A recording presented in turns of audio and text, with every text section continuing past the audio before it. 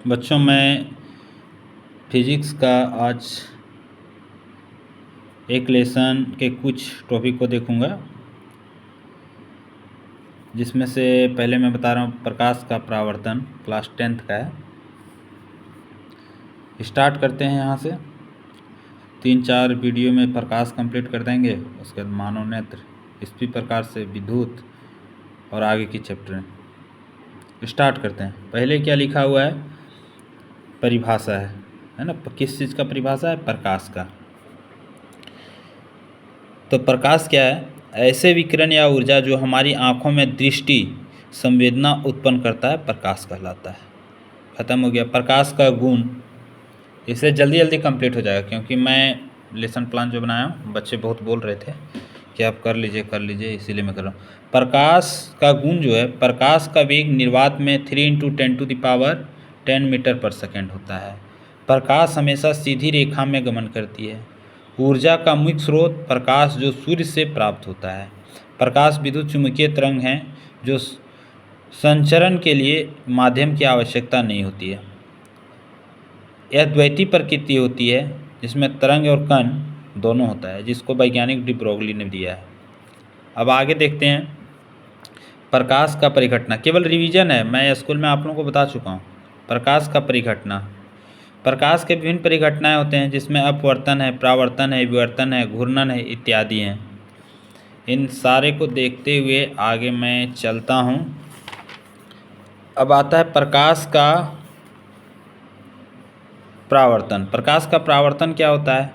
जब प्रकाश की किरण किसी चिकने तल पर गिरती है तो उनका अधिकांश भाग तल से वापस और लौट जाती है।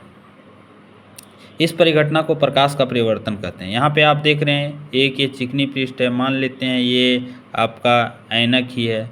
इसमें से प्रकाश आपतित होती है, आती है और इस पर गिरती है तो तुरंत परावर्तित हो जाती है, जिस ओर से आई उसी ओर निकल गई। ये अभिलंब आपका है। आने वाली किरणों को आपतित किरणें और लौट जाने वाली किरणों को परावर्तित किरणें, ये अभिलंब कहलाते हैं।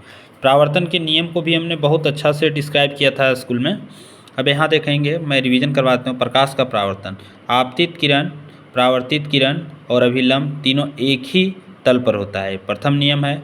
दूसरा, आपतित किरण, परावर्तित किरण और अभिलंब ये तीनों एक ही तल पर होते हैं। दूसरा होता है आपतन कोण सदैव परावर्तन कोण के बराबर होते हैं। आपतन कोण सदैव परावर्तन कोण के परावर्तन होते हैं। अब आगे देखेंगे परावर्तन के नियम। परावर्तन के नियम खत्म होने के बाद कुछ परावर्तनों के बारे में। नियमित परावर्तन, नियमित परावर्तन कहाँ होता है? समतल सतह पर होते हैं, जहाँ पे समांतर किरणें आती है चिकनी पृष्ठ पर और परावर्तित भी समांतर होती है। यह नियमित परावर्तन किसे कहते हैं, इसको जानना है, आप आने वाला नहीं है ये। यह नियमित परावर्तन किसे कहते हैं? जब प्रकाश की किरणें या समतल सतह पर पड़ती है तो उसकी परावर्तन भी या समतल होती है। ठीक है, उसे हम क्या कहते हैं? यह नियमित होती है, जिसे हम क्या कहते हैं? यह नियमित परावर्तन कहते हैं। अब आगे देखेंगे, ये मेरा पाठ योजना है, ठीक है, जो आप लोग को बताते हैं।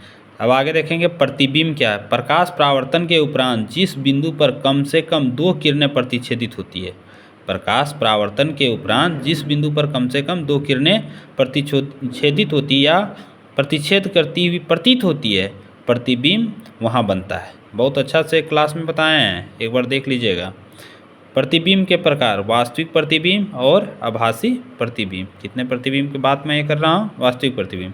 वास्तविक प्रतिबिंब क्या होता है? जब प्रकाश वास्तविक प्रतिबिंब तब बनता है जब प्रकाश की किरणें वास्तव में प्रतिच्छेद करती है, वास्तव में प्रतिच्छेद करती है।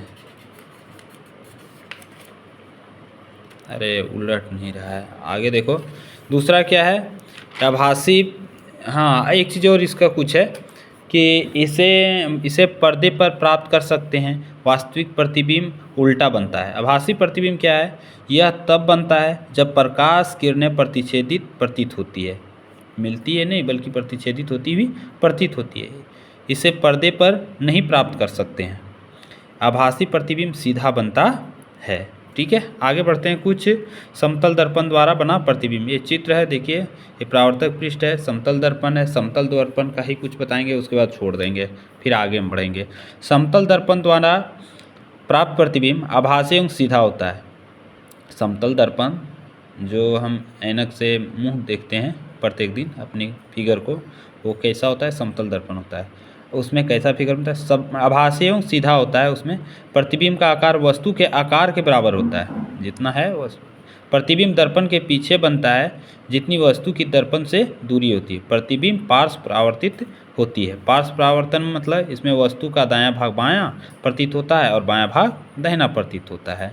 बच्चों आज इतना ही रहा, क्योंकि 5 मिनट 41-42 सेकंड हो गया है। नेक्स्ट डे फिर हम देखेंगे गोलीय दर्पण। ठीक है, आपका रिवीजन हम इस तरह से करवा देंगे, एक बार और आप देख लेंगे।